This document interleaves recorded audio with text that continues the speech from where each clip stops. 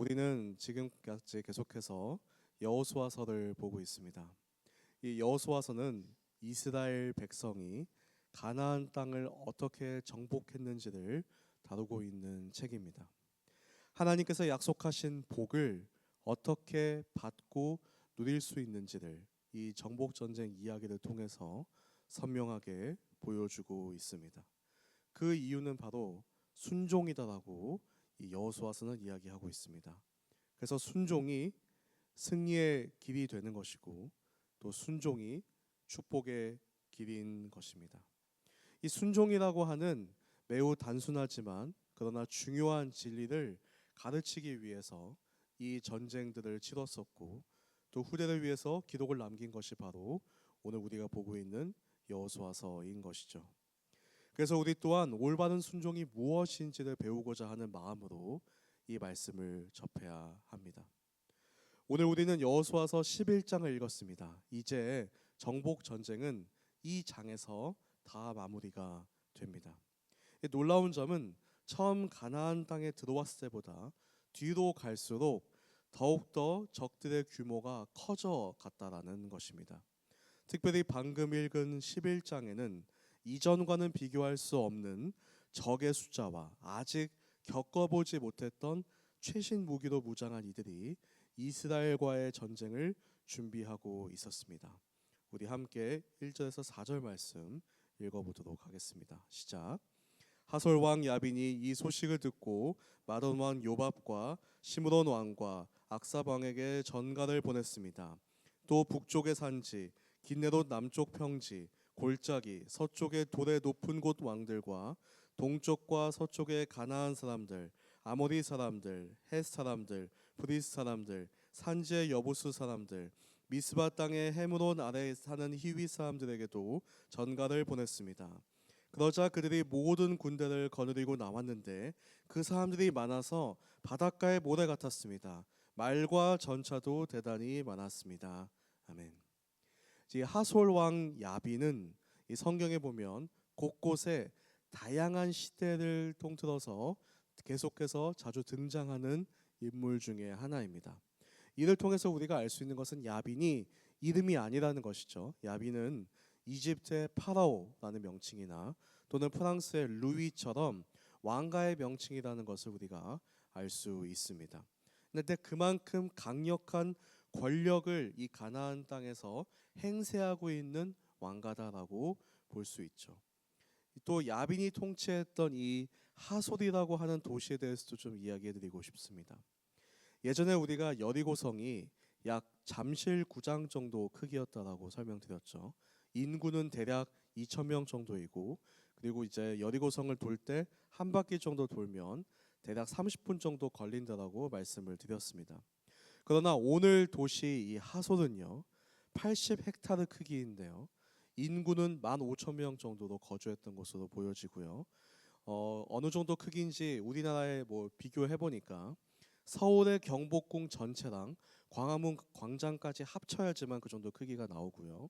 서울 숲보다는 훨씬 크고 올림픽 공원보다는 조금 작은 그 사이에 위치하고 있는 거대한 성이다라고 우리가 볼 수 있는 것이죠.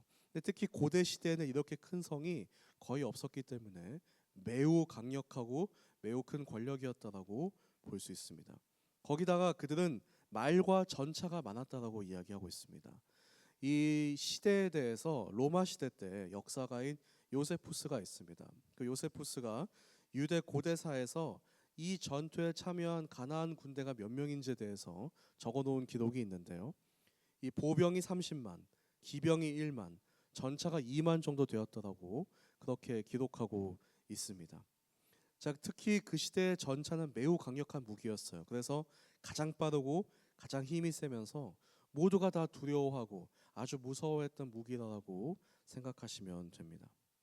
그러니까 여러분 한번 상상을 해보세요. 이전에 만났던 수천 명의 적도 사실 무섭고 많았지만 이제는 수십만 명과 싸워야 되는 상황이고 무기 또한 이전에는 경험할 수 없는 훨씬 더 강력한 무기로 그들이 나왔습니다. 이스라엘은 가지고 있지도 않은 무기였어요. 그들에게는 소유할 수 없는 기술이 그들에게는 없었죠. 근데 이게 마치 고대 시대 골리앗과 다윗 전쟁이라 부를 수 있는 상황이라고 저는 생각되어집니다. 이 상황이 당연히 두려울 것이고 또 그들과의 전쟁은 최대한 피하고 싶었을 것입니다. 오히려 이 상황을 보면 이전에 있었던 전쟁들은 사전 연습처럼 느껴질 정도로 지금이 본 게임이다라고 할 만큼 되게 어려운 상황이었던 것이죠. 그러나 그런 여호수아에게 하나님께서 이렇게 말씀하십니다. 우리 6절 말씀 함께 읽어보겠습니다. 시작. 그때 여호와께서 여호수아에게 말씀하셨습니다. 그들을 두려워하지 마라. 내일 이맘때 내가 그들 모두를 죽여 이스라엘에 넘겨줄 것이다.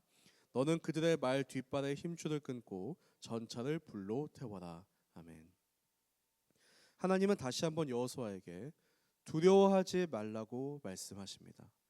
이 두려워하지 말라, 이 말은 여호수아 1장부터 시작해서 계속해서 등장하고 있는 우리를 향한 하나님의 명령이죠.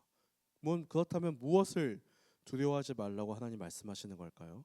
바로 하나님 말씀에 순종하는 것을 두려워하지 말라고 이야기하십니다. 세상의 눈으로 볼 때에는 이 상황이 전쟁에 참여할 수 있는 상황이 아닙니다. 분명히 질 수밖에 없는 전쟁이죠.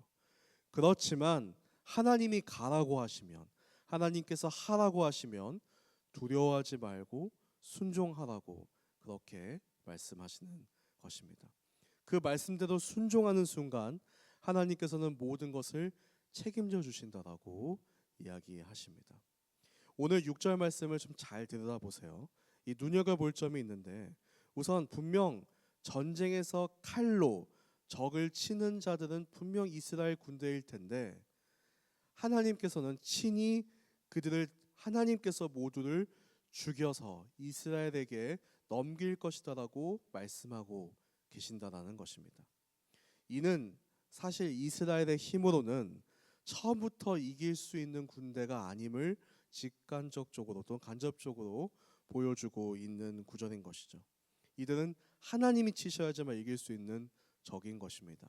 어떨 때 하나님께서 우리에게 요구하는 이 순종에는 우리가 할 수 없는 것들이 있습니다. 우리의 힘으로는 절대 이룰 수 없지만 하나님께서 하라고 하실 때는 반드시 그것은 하나님께서 하실 것이기 때문에 우리에게 순종을 요구하시는 것이죠.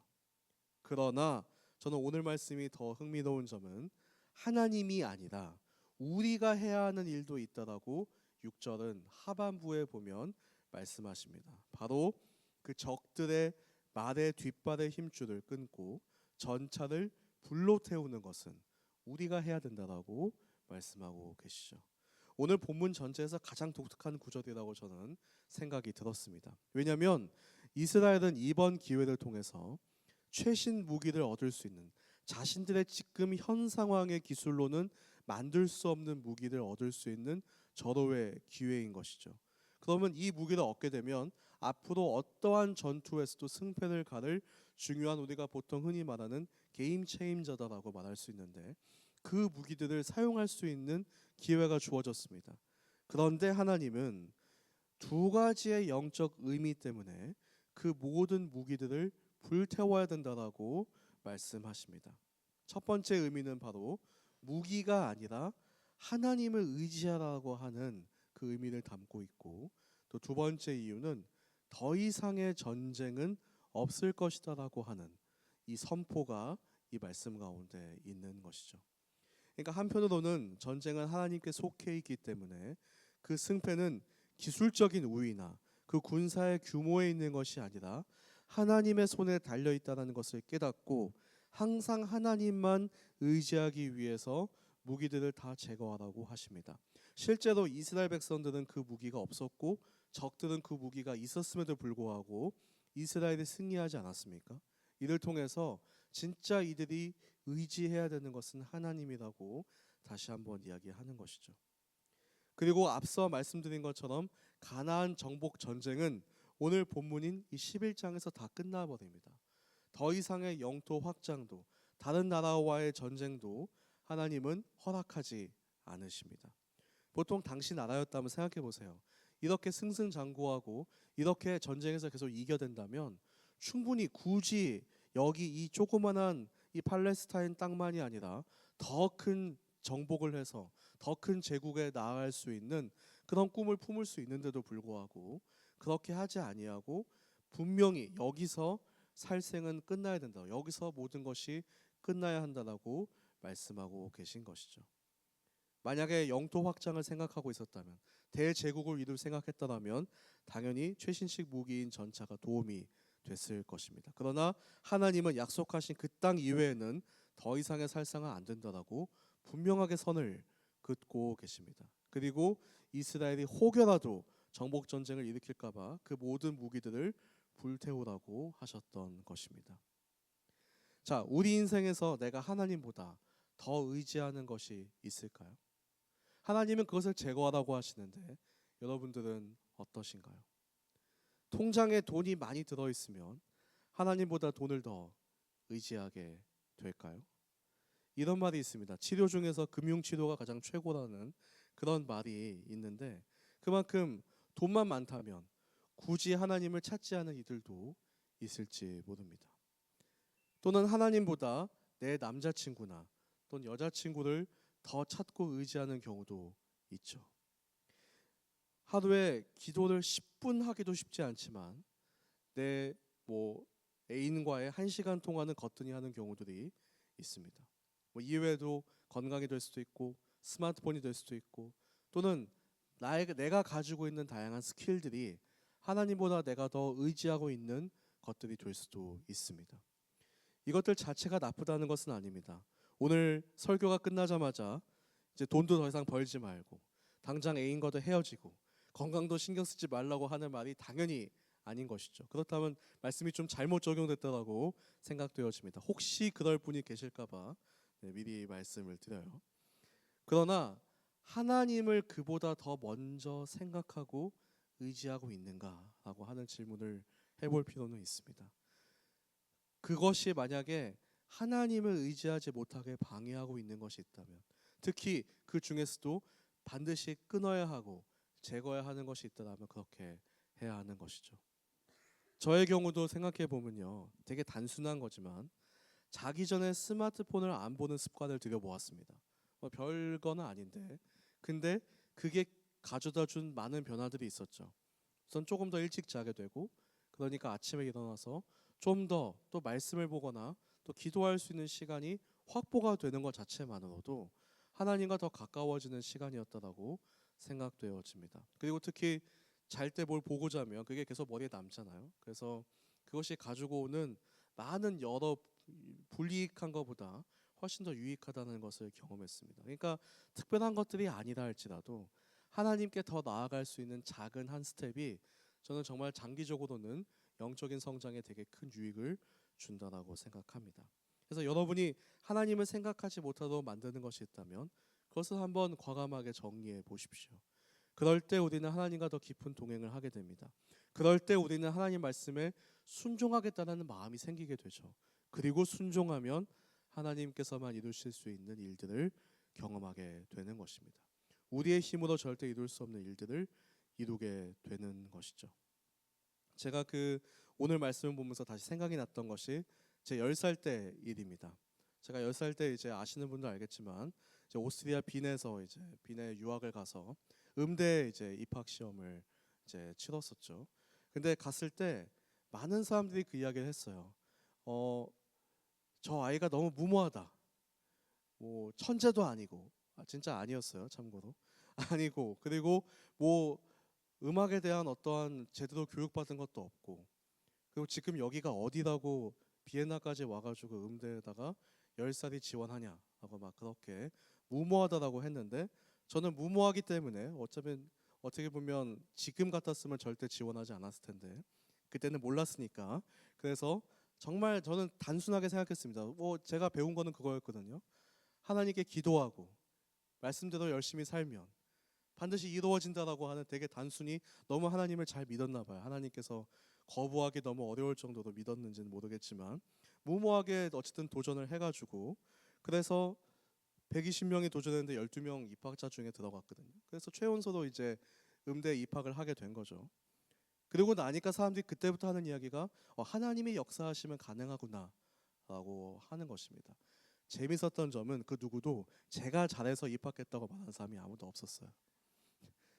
객관적으로 아니긴 했거든요. 근데 와, 진짜 하나님이 도우시면 그런 기적도 일어나는구나. 다들 그랬던 것 같습니다. 근데 저는 그게 지금까지도 되게 인생에서 계속 기억에 나는 거는 하나님께 영광을 돌린다는 게 무엇인가.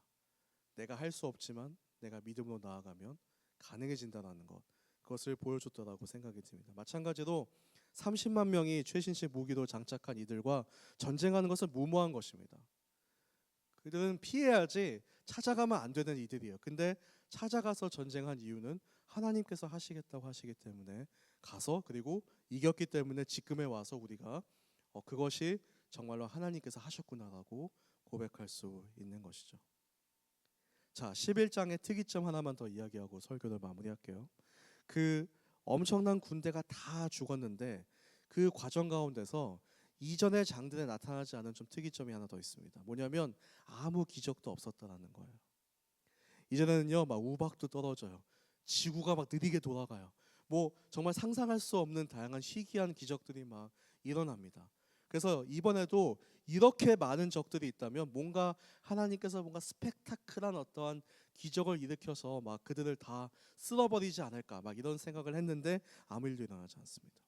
그냥 평범하게 칼 들고 가가지고 싸워서 이겼는데 그들을 다 점령하는 그런 되게 정말 조금 허무한, 조금 이야기가 뒤로 갈수록 좀 급하게 마무리되는 것 같은 그런 느낌도 있습니다. 개인적으로는 좀 앞에는 좀 신경을 많이 쓰다가 뒤로 갈수록 좀 이렇게 대충 보고하는 게 아닌가라는 생각이 들 정도로 군대나 적들은 점점 커져가고 사실은 승리로만 봤을 때는 엄청난 승리들이 뒤에 있는데 점점 그 의미를 축소시켜가고 있는 저자의 의도를 봐야 한다는 것이죠.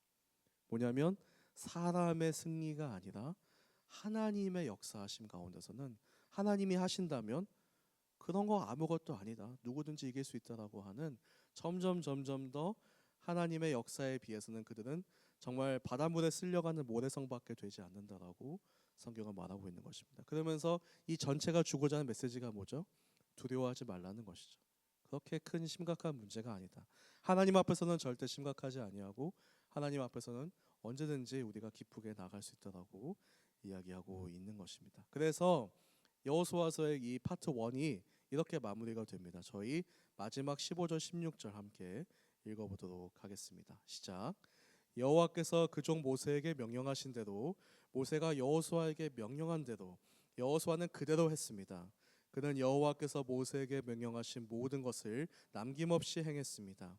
이렇게 해서 여호수아는 그 땅 전체, 곧 산지, 네게브 전 지역, 고센 전 지역, 서쪽 평지, 아라바, 이스라엘 산지와 그 평지를 다 차지했습니다. 아멘. 자, 여호수아는 하나님께서 모세에게 명하신 것, 그리고 모세가 여호수아에게 전한 모든 것을 그대로 실행했다라고 이야기합니다. 여기서 모세가 다시 등장하는 것은 이 약속이 모세 때부터 하나님께서 주신 약속이라는 의미도 있지만 이 질서의 하나님, 하나님께서 세우신 권위에 순종하고 나아가는 것을 하나님이 중요하게 보신다는 것을 다시 한번 알 수 있는 구절이기도 하죠. 제가 정말 좋아하는 문장은 바로 여호수아가 모든 것을 남김없이 행했다라고 하는 구절입니다. 저도 제 삶을 돌아본다면 하나님께서 나에게 명령하신 것을 다 남김없이 했다라고 자신 있게 말할 수 있을까요? 저는 그런 고백을 할 수 있는 우리 모두의 삶이 되었으면 좋겠습니다. 여러분도 여러분의 삶을 돌아보면서 하나님께서 나에게 하라고 하신 모든 것을 다 했다, 다 행했다라고 말할 수 있는 그런 순종할 때 16절의 말씀처럼 모든 하나님께서 약속하신 복을 누릴 수 있는 여러분 되시기를 축복합니다. 우리 함께 주신 말씀 가지고 같이 기도하며 나아가도록 하겠습니다.